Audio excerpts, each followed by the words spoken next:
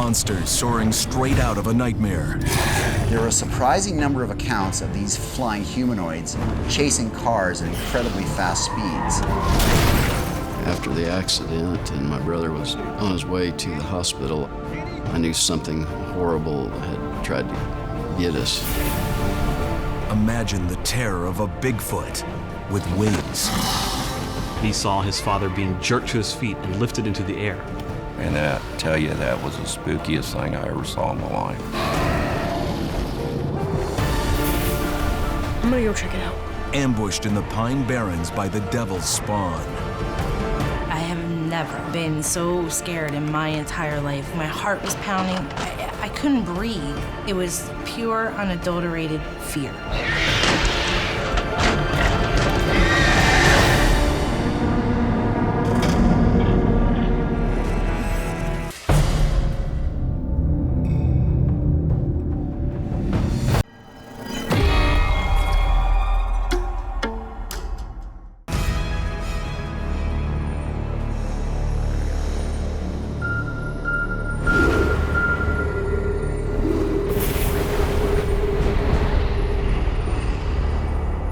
Along the northern edge of Missouri's Ozark Mountains, the Turkey Creek watershed. Thick woods, meandering streams, and a reputation for harboring a mysterious winged demon. Turkey Creek, it's a place that's way out in the country. And when you're out there, it just kind of feels eerie because it's dark and nothing around. The dense woods we have in the mountain region of the Ozark Mountains, it's really a good place for mysterious activity and paranormal activity and stuff like that. I don't care what you're looking for, you probably find it in Missouri. And every once in a while, in the Ozarks, an unknown flying fiend launches a shocking attack from the skies. One element of the phenomenon that's very striking is the vulnerability that people feel because they're basically coming from high up in the air. So, how are you and George? We're really good. People really don't look up in the sky much anymore. We've become focused on the here and now, what's in front of us. Did you hear that? Hear what? The noise.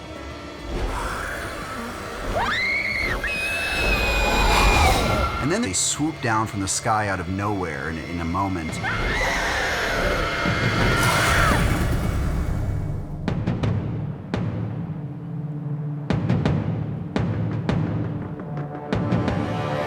Since the beginning of time, people have claimed to catch sight of flying monsters. Ones that go well beyond the size and behavior of ordinary birds. I think the idea of winged, especially winged humanoids, patrolling the skies, able to swoop down at any moment, really, it touches us in a primitive place because you can't really protect yourself from death from above.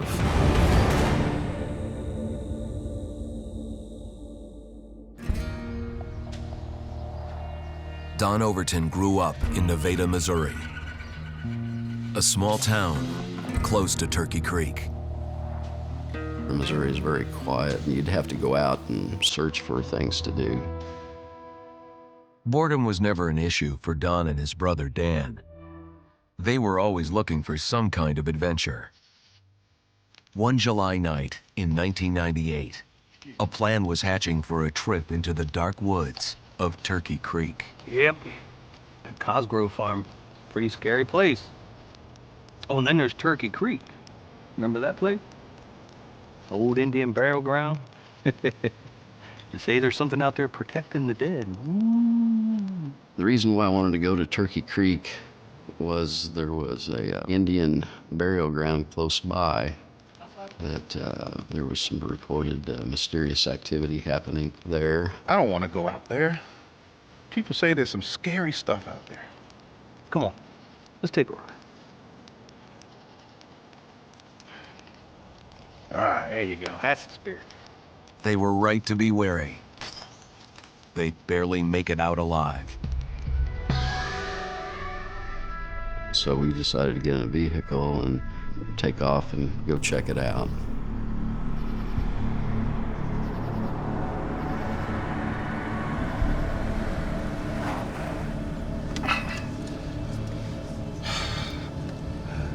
It's plenty creepy out here, huh? Yeah, it is. There's something out here, man. I can feel it. Nope, I cannot feel it. My brother was a skeptic. He really didn't think too much about any mysterious happenings around. There's nothing out here. I can't believe we're really out here looking for goo. Shut up, man. Shut up. There's something out here. There's nothing out here, brother.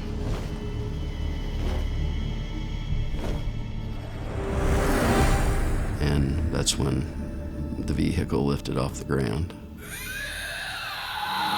What the?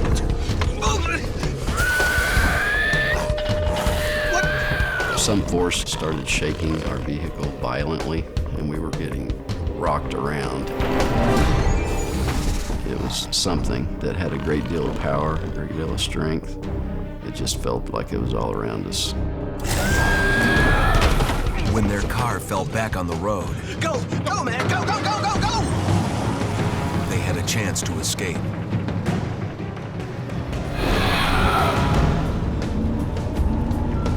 It was a very scary feeling not to be able to see this thing because you could feel it, coming behind you. The fear level was intensifying that it was going to catch us. Where's that thing? They were driving on a treacherous, high-banked road. It's behind us, man!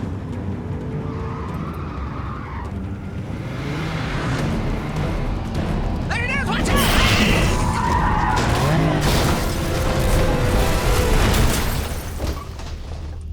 They'd been looking for a bit of adventure. This monster had served one up. I don't know how many times it rolled, but we were upside down when the vehicle came to rest. It felt like I was frozen in time for a moment. Danny? Danny? Danny, talk to me, man! Don had been wearing his seatbelt and escaped serious injury. I gotta get it. His brother Danny wasn't so lucky. My brother was very injured, very bad shape. He broke his neck and he wasn't responding. Dan! Danny, I'm gonna go get help, all right? Even though I was fearful of what was outside of the vehicle that could be out there, whatever it was out there that caused this, I was more fearful for my brother might die. So I climbed out the window and overcame that fear and went for help. It's a very rural area, so I had to run a very long way. Finally, I reached a house that would help me. I've never been so scared in my life.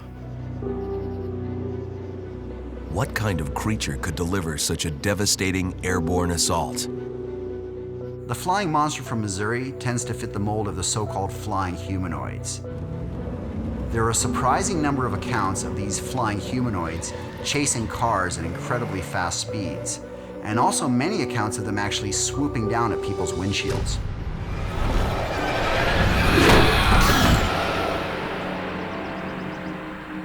A superhuman equipped with wings.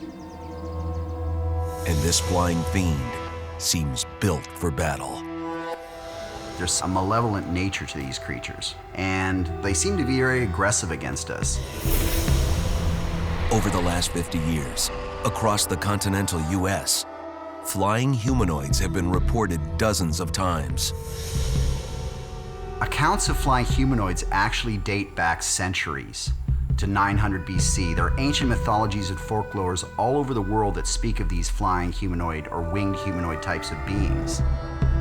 Don and Danny Overton narrowly escaped death at the hands of a flying monster.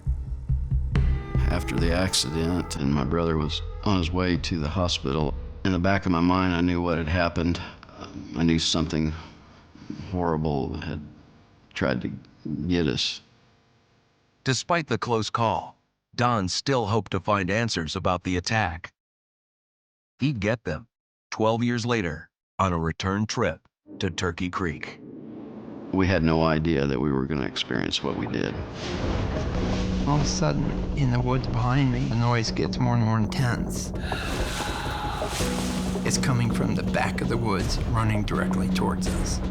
And we're looking into darkness, and it's coming. Dad, what's that? Run! Run! Run! In a remote corner of the Missouri Ozarks, rumors persist about a bizarre aerial creature, a flying humanoid, lurking within the treetops, ready to pounce. We're basically talking about things that are much, much larger than anything that's recognized by science. The characteristics of a flying humanoid are generally a humanoid form. People have described glowing red eyes, and of course the great wingspans that are reported. When you consider that stories of a avian humanoid go back thousands of years, the Mayans talked about the camasots, huge bat creatures that plagued southern Mexico. When you think of all the stories of shape-shifting creatures, winged human beings, you have to ask yourself, how far back does this go? Are we talking about a supposedly extinct creature that survived into the modern age? It's the kind of question brothers Don and Danny Overton decided to investigate after hearing rumors of flying monsters at Turkey Creek, Missouri.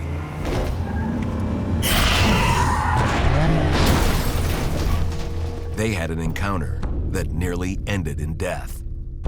Whatever attacked them had strength far beyond any earthly creature. This experience of the creature at Turkey Creek was the most terrifying experience I've ever had. It was very traumatic. For a long time, he couldn't even talk about Turkey Creek. It was somewhere that he would not want to go back to. He avoided conversation about it. 12 years after the accident, Don mustered the courage to return to Turkey Creek. His close friend Brian Lyle encouraged Don to search for the truth about that tragic night. Don had told me about the accident that occurred, and it was so intriguing because it included a lot of supernatural activity. I tried talking him into going back there for the longest time, and finally he gave in. I was afraid to take them back for the fear of something might happen to them. I think it could be a creature that could harm you at any moment, at any time.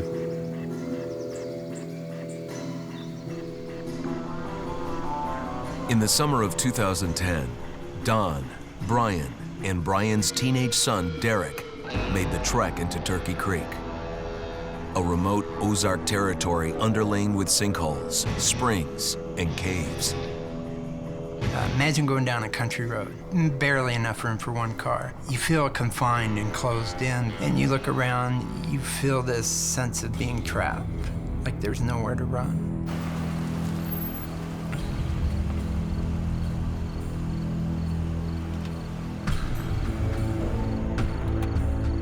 When we first pulled up to Turkey Creek, there was a deep, deep cave-like hole. It went 6 foot deep, but it was probably 8 foot in diameter, maybe 10 foot. The cave appeared to be freshly dug. I had a flashlight and went over there, was looking for footprints or claw marks, or handprints from people. I didn't see nothing. So you know something big had to do it. And I don't know if it was a home or if it was a trap. I've never seen anything like it.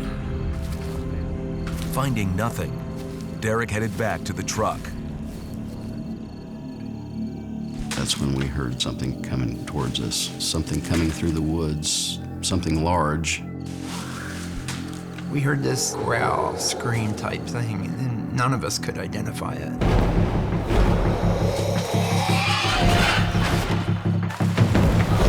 It hit the truck and then went through the woods beside the road. The men tried to fathom what had streaked by. And then, a clue. I looked down and I seen this drag mark, almost like if you were to take a cane and just stick it in the sand and pull it across the sand. It's just been made. Whatever rocked the vehicle had left a baffling mark. A forceful scrape cutting into the dirt. The This drag mart was over our tire track, so this occurred after I parked. So it kind of got us a little wondering, what the heck are we dealing with? Don had come armed with a video camera. He wanted evidence. Conditions weren't cooperating. It was very difficult to film with a camera because of the dense wooded area and the complete darkness that we were in. It may have been difficult to see, but from the menacing sounds all around them, they wondered if they had attracted the attention of a monster. All of a sudden, you hear it crashing, like big limbs being broke, like somebody's intensely breaking these 6-7 inch limbs.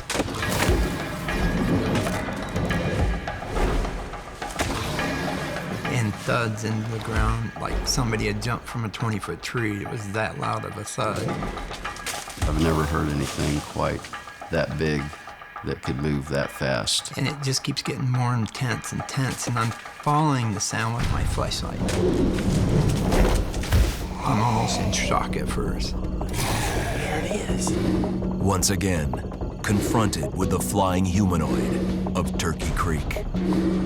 It was another terrifying experience that I didn't want to relive again, and I wanted to get out of there. This thing was here for one reason. It was here to hurt. Flying humanoid. A monstrous mashup of human and avian anatomy. That's what was waiting for 3 Missouri men who went into the woods at Turkey Creek. After treading upon a mysterious cave, the trees around them came alive. We heard a whooshing sound, like a bird flapping its wings, but really loud. And we're all waiting. And then I'll never forget the noise. It was just so unbelievable, so loud, so piercing. They were face to face with an ungodly winged beast. It was probably 7 feet tall. No hair, the way it looked. It wasn't meant for a peaceful confrontation, I can tell you that. I don't know where it went. It just disappeared and took off.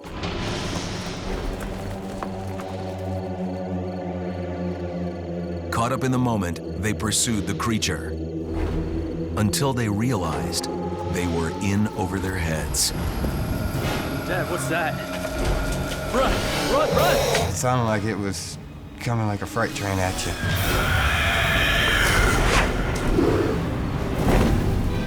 You just heard a whoosh and it was gone. I was afraid for my son. That's all that mattered, making sure he goes home that night. As quickly as it had come, the flying humanoid disappeared. When I seen this, I knew the answer. Don knew the answer. We knew what happened 12 years ago. This time, the group escaped without injury. I think this entity wanted to harm us because of the fact that we were in its territory. I think it's still there today. Sometimes you find things that you look for, and sometimes you regret the things you find.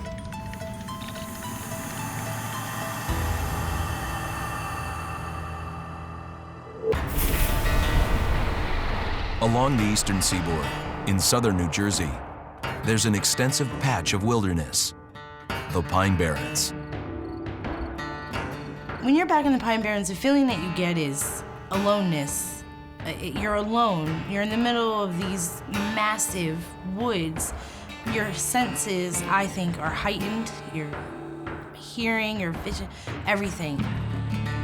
It is amazingly quiet. You can hear absolutely nothing in some parts of the Pine Barrens. It's almost to the point where you can hear your blood run through your veins. Over the years, the Pine Barrens has played host to many New Jersey legends. Pirates have hidden treasure there. Runaway slaves have hidden in the Pine Barrens. And even the mafia has disposed of bodies in the Pine Barrens. And so it's always been a mysterious place. None of its mysteries compare to the tale of the Pine Barrens' infamous flying beast.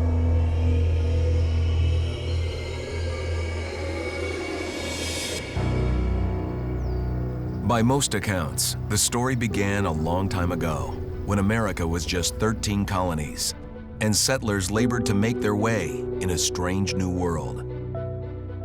It happened in 1735. And a woman, whom everyone called Mother Leeds, was about to give birth. Of course, midwives were called in. Now, it was reported that Mother Leeds already had 12 children, and she did not want this 13th child. May it be with the devil!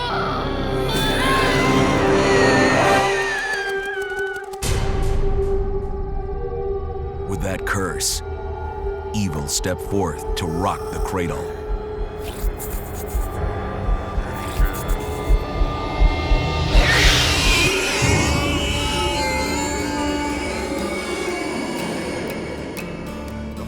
Live in the Barrens, they have a story they tell. They say the old Leeds woman, she bore a child from hell. Musician and reporter Paul Evans Pedersen grew up in South Jersey, alongside the Pine Barrens and its legends.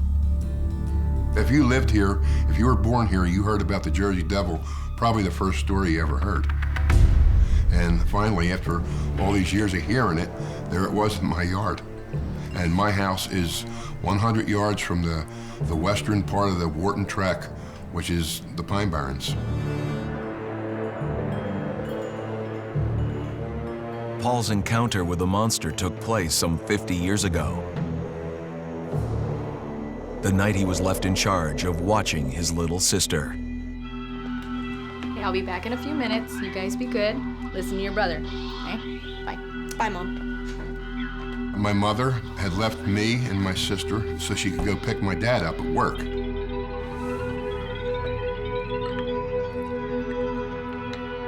Just a couple minutes after she left, I heard something in the basement. Some kind of commotion going on, stuff being knocked over. I hear something in the basement. I'm gonna go check it out.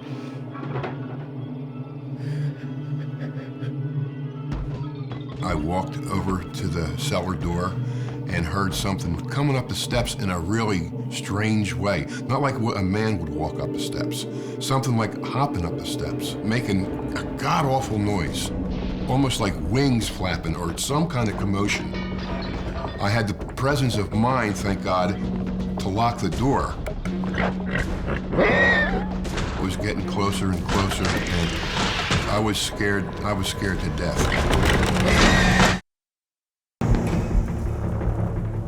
Southern New Jersey's Pine Barrens. It's named for the unusual pine forest that grows miraculously on a barren plain of sandy, acidic soil.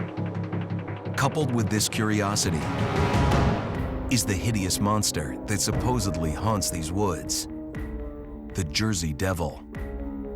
Over the past 300 years, witnesses, too numerous to count, swear they've seen the mythical creature. In colonial days, if a well went dry or hens didn't lay eggs or milk went sour, they always blamed it on the Jersey Devil. Even larger things were blamed, like failure of crops. The biggest outbreak of the Jersey Devil sightings was in 1909, when like almost everybody in South Jersey saw it. There were many front-page newspaper articles written about this. Posses were sent out. Children were kept indoors. Schools were closed. Factories were closed because of this one notorious week. From cops to mayors, I mean, legitimate people saw this thing flying, and it's all described the same way. It has the bony head of a horse, the wings of a bat, bright red, piercing, evil eyes. It's a mixture, a mishmash of different animal characteristics, very unexpected. There's really nothing in the natural world that contains all of these different characteristics. It's hard to imagine such a jumble of monster anatomy, let alone discover it in your basement. That was Paul Pedersen's situation back in 1963. I heard something in the basement. It was getting closer and closer. And it just started screeching, this incredible sound. And I grabbed my sister and ran out onto the front lawn. The Pedersen kids were forced outside, waiting in the cold for their parents' return. It's okay. What's going on here? Why aren't you guys in bed? Dad, there's something in the basement. When my mother and father got home, I told them what had happened. You know, my father was kind of like disbelieving it. You know, there's nothing down that cellar. His father was in for a shock.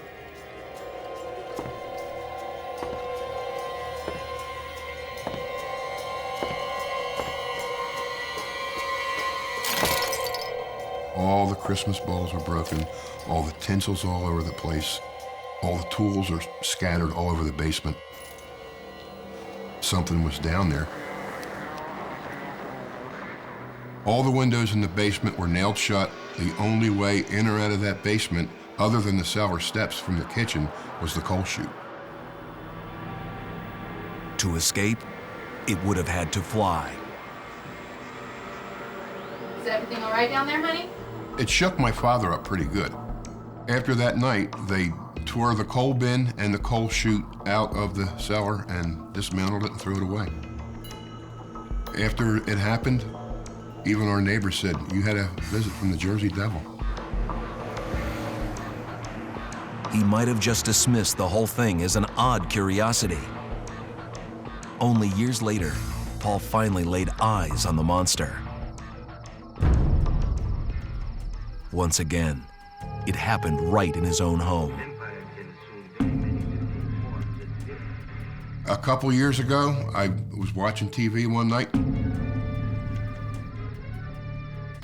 turned the TV off and was going upstairs to bed, and at the top of my steps is a window. And I noticed a movement out the window, and I looked down, and I saw this thing the size of a small elephant. It hopped, and it had the head of a horse. And I looked back, and it was gone that fast. I'm sure I saw the Jersey Devil.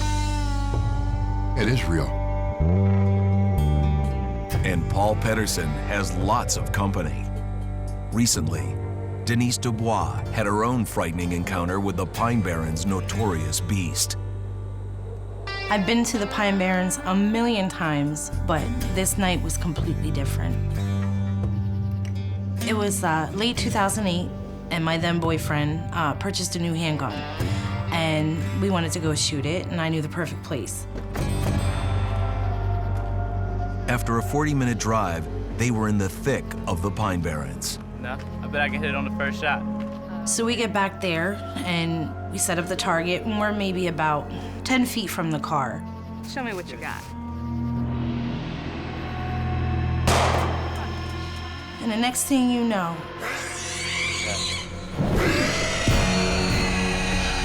I hear this blood-curdling squawk. It sounded like an eagle, but intensified by 50. I've never heard anything like this in my life. Never. And you can actually hear the wings flap. Oh my God, this thing, it's got to be huge. Come on, we gotta get in the car, we gotta get in the car! And it's coming for us.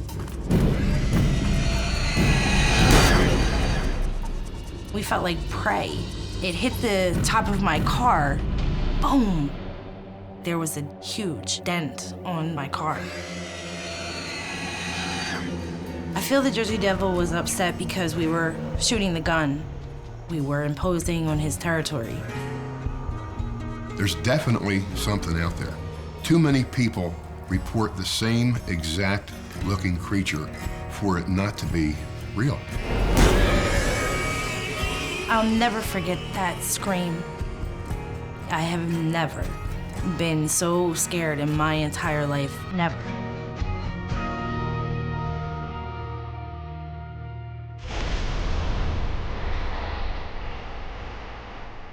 In Texas, the Rio Grande Valley. A vast, fertile floodplain running along the northern bank of the Rio Grande River. This remote, largely unclaimed land is well known for attracting a huge variety of migrating birds. And within this same valley, there is a legend about a winged creature of monstrous proportions. A bizarre and terrifying amalgamation of bat and Bigfoot.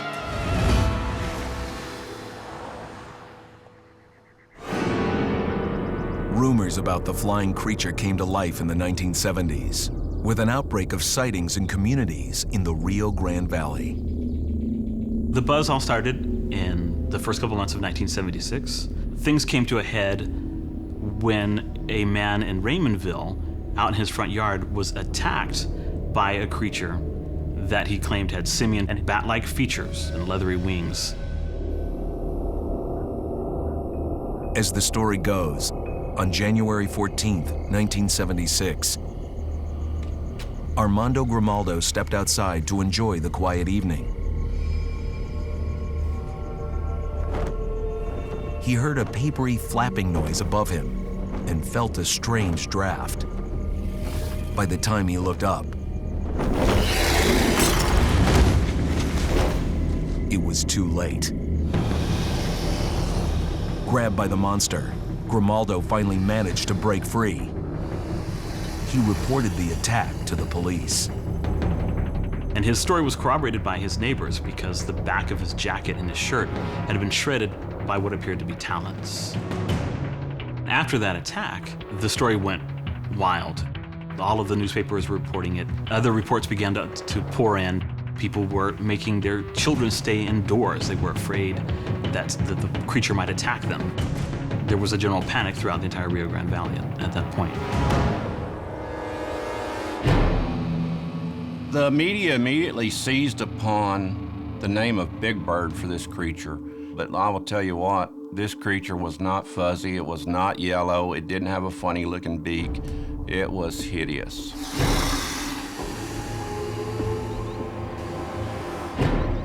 A month after the sightings began, brothers John and David Dott witnessed a flying monster attack firsthand. This will be the first time that I have told the story about my encounter with this flying creature. It's time for there to be an accounting for these things.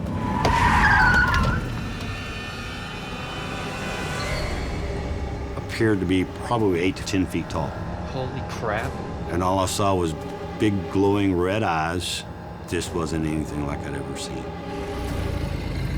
And it took 3 or 4 steps towards the car. Back up, get us out of here! I was bracing for impact. I thought this was it. Get us out of here! Get us out of here! Damn it! January 1976, the Rio Grande Valley of Texas. Like wildfire in a wheat field, fear was spreading. A bizarre flying monster was raining down terror from above. The idea of winged attackers is especially frightening in a place like the Rio Grande Valley. Such an open place with no caves or forests to hide in. The idea that you might be attacked at any moment, that those talons could reach down and yank you off the ground, was enough to make people want to stay inside and give up their daily routines. In a few short weeks, more than 10 different witnesses in South Texas reported the winged creature. In February of 1976, it was about to make 2 more believers. Almost 4 decades after an incident on an outlying road north of Houston, brothers David and John Dott have come forward to share their experience. It was February 1976. I was 23 and my brother was 21. Come on. My brother David was driving. It was a nice little car. We were on our way to work on the night shift at a local manufacturing company. Bye, hon. Hey, come on, we're late. Come on, man, we're always late. We took the usual route that we always take. And we went about a mile or so down the road where it was just pastures on both sides of the road. We were listening, of course, to rock and roll music, as we always did. Man, what is this junk you're always listening to? I need to get some decent music in here.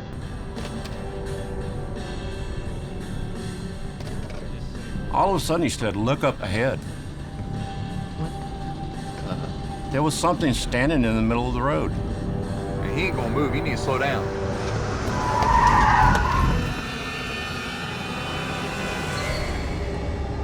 It was right in front of us. There was nothing but that creature in the headlights. You could absolutely see it. And it had really intense red eyes. The wings were more like bat wings, not feathers, but more like a bat look to it. And it took 3 or 4 steps towards the car. Back up, back up! I just freaked. And then it just flew right over the top of the car.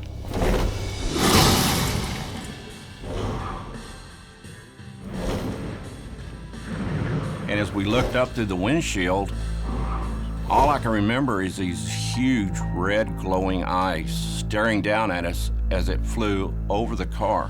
It was a horrible, loud, flapping noise. What was that? I don't know. There it goes. But what the hell is it? And we looked at each other and said, "Nobody's gonna believe us." John, let's get out of here. Yeah.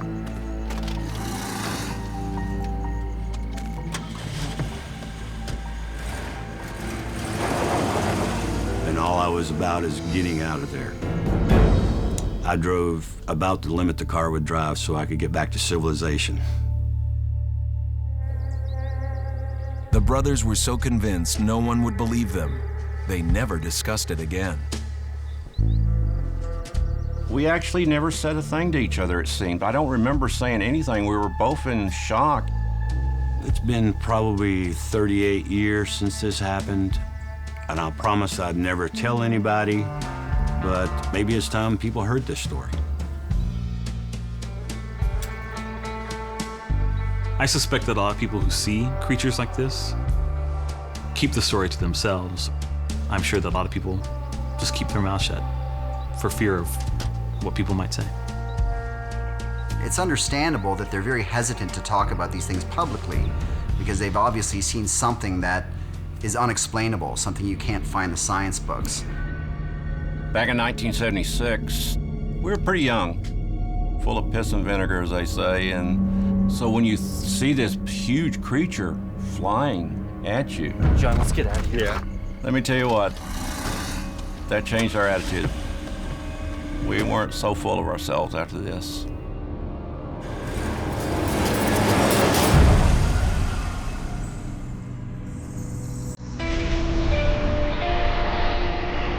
Hundreds of miles southwest from the Dot brothers' encounter, a flying monster's attack that same year in Hidalgo County would transform a young boy into a hero.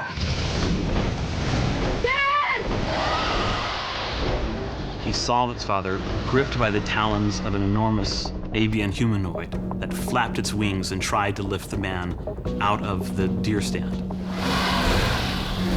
Manuel Perales struggled to get free. Danny knew he had to act. In the 1970s, witnesses claim a bizarre flying frankenbeast, Batsquatch, unleashed terrifying airstrikes from the skies of South Texas.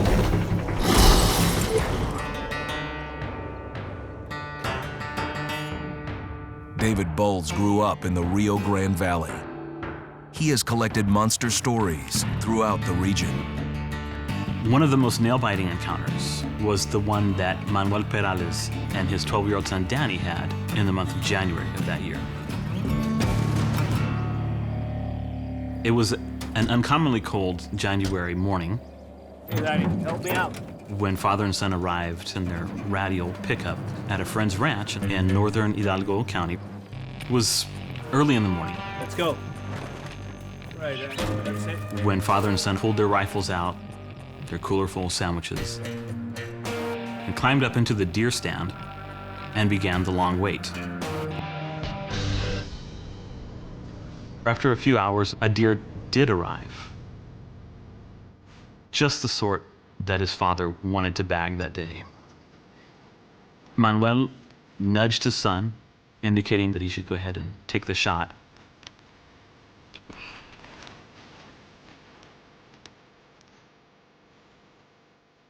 But as Danny sighted and looked into the eyes of the deer, he realized he couldn't do it. He turned to his father and simply shook his head. His father was clearly upset and took aim to take the shot himself. However, his rifle jammed, and at that very moment, the deer bolted.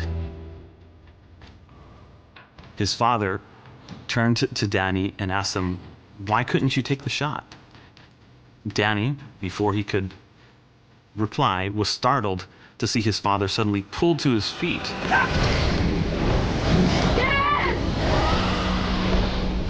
He saw his father gripped by the talons of an enormous avian humanoid that flapped its wings and tried to lift the man out of the deer stand. And Danny, without thinking, stood, lifted his rifle to his shoulder, aimed for the beast's eye, took the shot. It howled in pain, released his father, fell with a thud, and then it wheeled away through the sky, screeching in pain. You all right? Manuel Perales realized that he was lucky to make it out alive. He suffered only cracked ribs, which healed with time. Manuel never forgot the actions of his son, the way the boy had saved his life. After 2 frightening months in South Texas, the flying fiend abruptly disappeared. Though for anyone that crossed its path, the memory of the encounter burns bright.